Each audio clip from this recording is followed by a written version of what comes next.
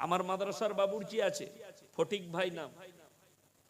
আমি যদি এখনই ফোন করে বলি, এই ফটিক ভাই আমি বাড়ি মাদ্রাসা ঢুকছি, গরম ভাত রান্না করো, একটু আলোচনা করো, বেচারা তাই করবে, এত ভালোবাসা। আমিও ভালোবাসা দিই, কি বুঝলে?